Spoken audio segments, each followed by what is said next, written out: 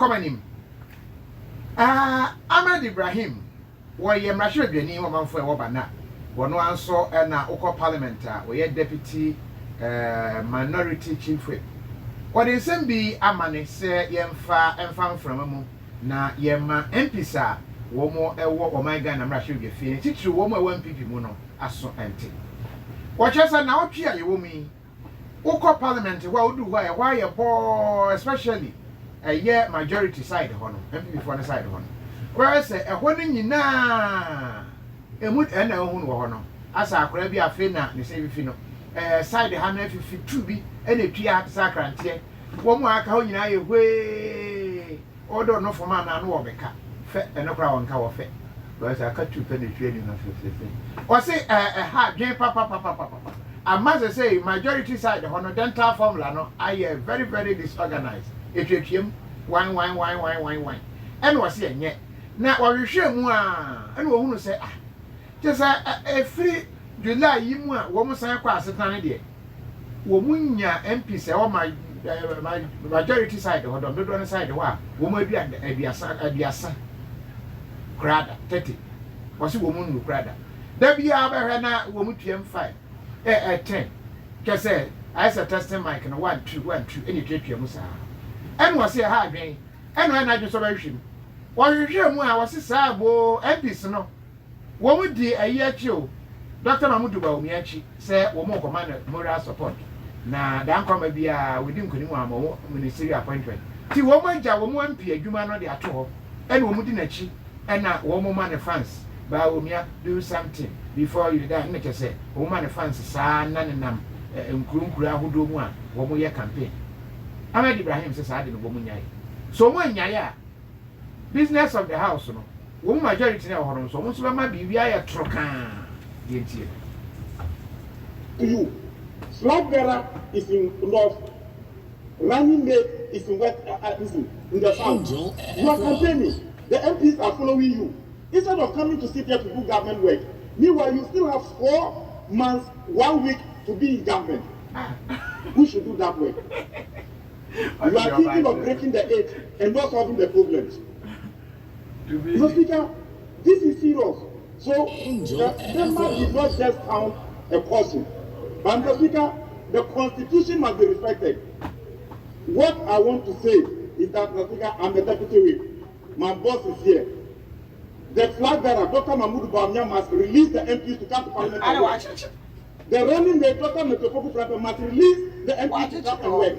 Other than that, we will invoke Article 102 and 104 and raise quarrel. The Constitution must be respected. You cannot be preaching the Constitution and seeking for renewal of mandate. We must be serious in this house.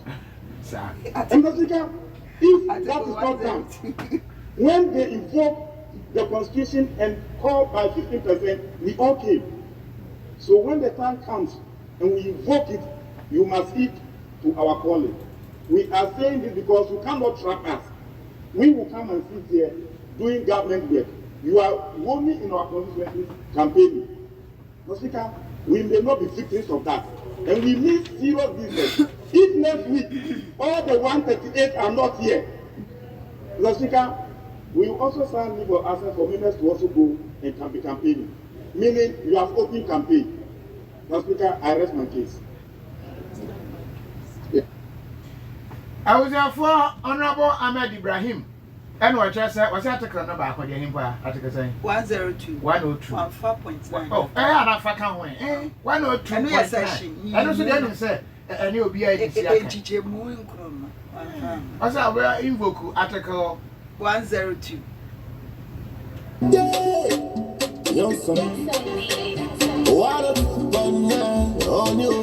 In fact, I will be a new year's yaka and in parliament in 103 and 9. No, baby, Yaka. And Brano, I was afraid that's what parliament. Wow. Now, the attorney said, I won't be here, sir, and penny free, obey ready. 1. Minister of Environment, the employment.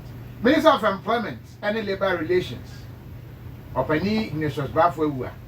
Sanso and a Finance Minister, Mohammed Amin Andam.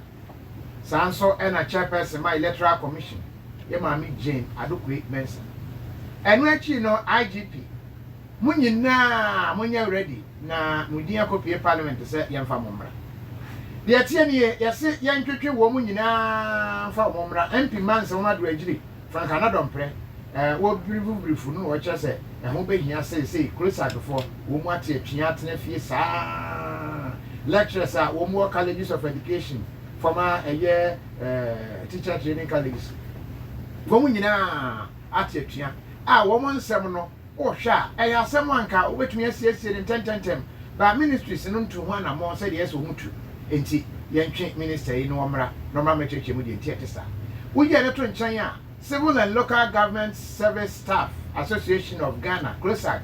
Women so declare a free July 12th, and women so declare, say, a human or woman name you because women a new salary structure BSA, you implement a free 2022 to August 31.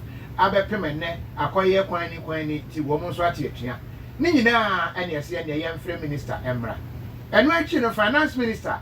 Ono kra de yedi kan manidate dada 23rd July se womra no no so ma meyi nsem ahodo ano na entumi emwa me ka say ya ye kwa kutie sa ene no nemom yewra Brian Champon wone ne Rock City wo mo issue statement to say an wo mo na ka asem komo to SSNIT for hotels no mo bed no ne ade no wo mo na wenye wo ma twa krata de akoma na bo safuma fo ba no say bed no ye mpebio ya te say Ghana you enforce on ba be ye omba be share strike as you say den ye mpebio ye ne de sika na nkese ba be shim ba be shim no famani ye he say be di hon ko ti say Rock City say hotel no wo mo nem tobio wo mo ja na ye nko parliament ye ministers ye mo ba abeyi nsem ahodo ano no said ye are also scheduled to brief the house on strike action by the lecturers of College of Education. The Minister for Employment and Labour Relations would also apprise the House on the strike action by the Civil and Local Government Staff Association, the CLOSAG. Speaker, the Business Committee takes the opportunity to give prior notice to honourable members that the Minister for Finance is expected to present the media review of the budget statement and economic policy of government for the year 2024 financial year on Tuesday, 23rd July.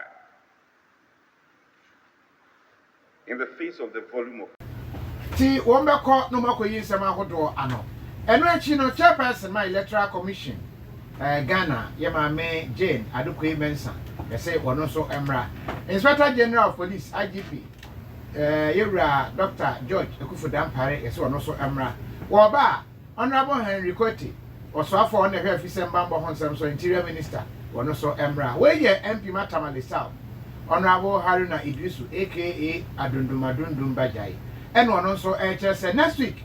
Yama Wumina Amra na Abatrono Eba, and who being here, Yengina Brea said ye tear Ewa Bambo Honsemo, and I feel easy in Sahoboa, while Umra may in Samahodo. Parliamentary elections on 7th December. It is not just the Electoral Commission we want. The Inspector General of Police, together with the Minister for Interior, must also come to this house because when we are dead, we'll all be in the field battling for survival, battling for our seats, battling for the presidency. The Inspector General of Police, supported by the Minister for Interior, will also have to come and brief this house on their preparedness for the deployment of security to supervise the elections and to keep the elections away from fear and intimidation. So beyond the Electoral Commission, we would need the Inspector General of Police to come to this house to also tell us. Then, Mr. Speaker, on the Electoral Commission, I see the Honorable Anadompre and Ahmed, they serve on the committee. With the EC, why Parliament must hear them, it would be ideal that we hear them even before media review of the budget, so that we have an understanding what is their financial requirement for the conduct of the presidential and parliamentary elections. Has government met them adequately, reasonably? Halfway, we need to know. We don't want an instance where the EC will say, we are faltering, we are not living up to our constitutional mandate because there has been no releases from the Ministry of Finance or what we have requested or demanded has not been provided. This is very critical for the protection of our democracy. And therefore, the EC must come before mid-year review so that we know what is their financial outlay. What is it that the Ministry of Finance can do?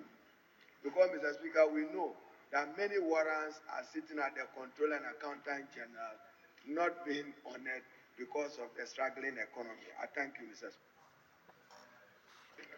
Any OTA, Honorable Haruna Idrisu. Facebook comments are what they ban. Ben some say, and there are some minority for Ken Ahmed. They are okay there. Someone so much parliament war. Eko kodi ambulance case in Japan semi at forcing. Ewo court. See, idea na we so jano mo so koye campaign. We be okay. Linda die ye press up. So far wa kobe ye sidin 10,456. And wako obuso ko press up na sa terminim say na Friday no or rest for Sunday majo. Edward Danso was me Ahmed Ibrahim ya again pa 100%. And Nana Mber say Kofi, yes. A critical boy say Asante Achimago before let us come together and do threesome. Man can you cry watch threesome? Okay, well you can do threesome. No say one can you cry and was a son was say and what threesome. Timomrana will join it. Was it Samuel Aninaku? So I go to the studio how when yama a template you know Auntie yeah no I was so about yeah on she said say just say so the template once if I was so Benjamin Queen was it are you not the same NDC following the Achekwe into court when parliament was empty? Why? What the name when you beacon Kwesi Manson black man. What's it, Kofi? I suggest your technicians should submit their resignation like Brian has withdrawn from our national asset. Let Samamiri and Fisa Napo should wait for his response. Should wait for his response to apology in 2030 because we are still campaigning for JM and will even review his letter before. What the letter? Oh, an apology letter. Son of the The working kind is here. Nipa Ghana no nipa boni ani asom Oh, I know what kind. Nipa na ya o sie nyina nkwale ba o musua de. Entansi se panimu sa no ebe politics so ne ye no. Na apology no ntia no so wansem. Say no se wo chirechire mu. Go point ni ye. Say yo no. Want ni ye wa pacho. Dear Diacoso ya epiti. Anita Boaten say was it so Ghana, your ministers of employment, and I want for any education. I will be right, Anita. You will be our parliament next week. I'll go for you some old one. Was it Rakofi recently? I when the can ben some was not today, I baby. Go feel all the way with Rosemary Hall. Samson Adonas and Akotia was it's better late than never. It's good they have backed out from the hotel deal. Letter they can come out. What my child letter you be residue here no more they buy. Who say na we mo the letter was on be check the yase. Labor unions. I strike. Mo bi anko adwuma. Almost say I didn't have baba yam strike the crowd. Yem pebio. Yes, counter. Before you think, fast. Now you had the road trip. Fast. Me inform for na dey go demonstration. Date on the share, you know, and the police is your court. I didn't dash a court.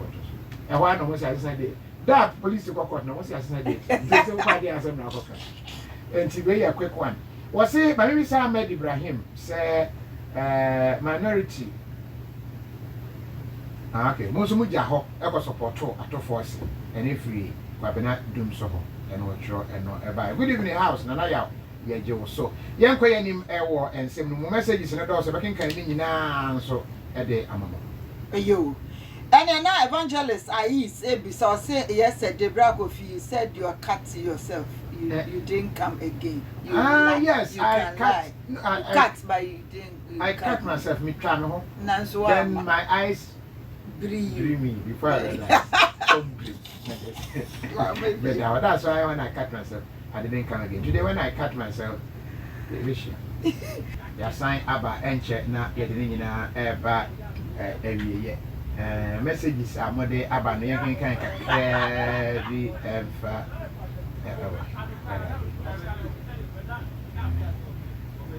But statement no aba from a year we in Rock City no. The Nensa Eshase a signature. No, the Nensa Eshase signature. I try say sign. No, I sign me I try say for Rock City Hotel. Okay, we be na signing for Rock City Hotel.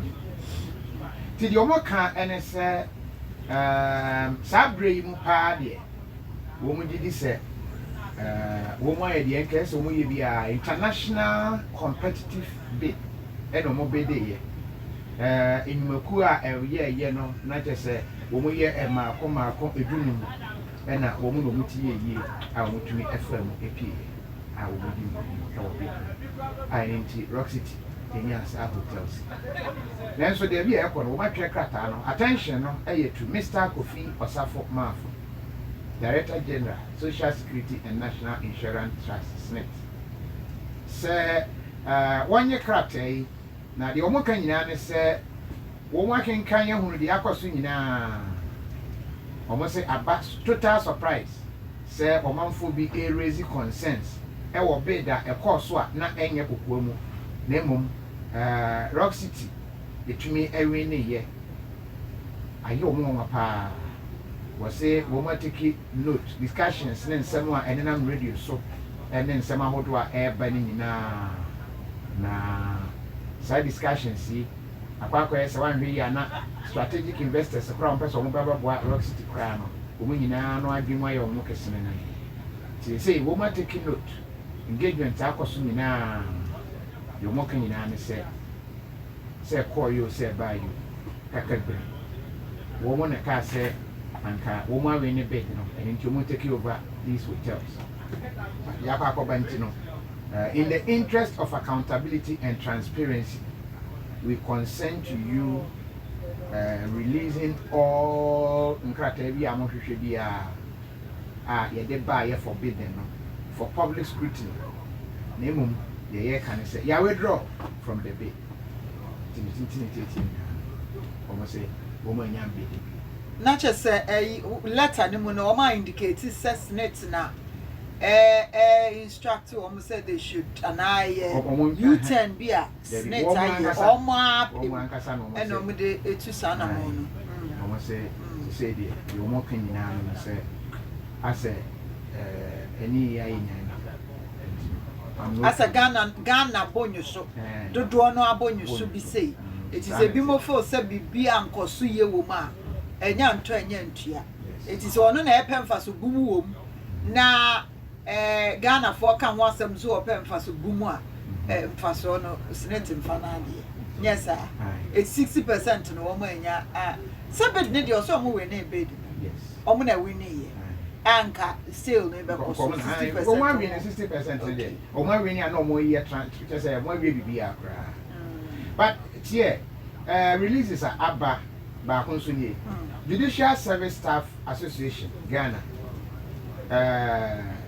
Organized labor industrial action on sale of 60% of SNIT we say. Leadership of organized labor. Emergency meeting a woman year and ne HSS Fobia and Quaguma. Womo a demonstration, just a motia until further notice. Say By Judicial Service Association of Ghana is an accredited member of organized labor and its members are required to comply with the resolution. Nti woman so the woman gym. Just like for the woman gym. No one Public Utility Workers Union (TUC). Woman so say woman so at the woman gym. And your remember. Teacher unions are a war Ghana. Woman so just say enam the SC no. Woman so woman see can take or to SNIT. enti wo mo so de wo mo agye ne no kwa me nie enti se Kofi liti atwa say adena me ti na se wo se wanya anya ti mo ko adwuma ye why wanya ameji tu ba je so ma fere ana na wanya fere obi am fere dia mo ye na ama Rock City say anya nto anya enti wo jai mo ko adwuma why Ghana they say they be adru baby aya midwifery association midwives mo bi amfa ne hunyim kese Ghana Medical Association wo so de omo wajim kese wo so wajai yo 1 2 3 plenty full of enti mo amasori ni nyina mo ntrance wo so wonya anya amaso enti mo nko adwuma Rock City say hotel no wanya be no ba bi odu bia wajai nti mo ambo afu ni nyina no nti mo call it off mo say ya no any reason na say reason na ye we dia any mo call it I was here for me the Kofi Adomah wani na nankra to hene a we di kan enwure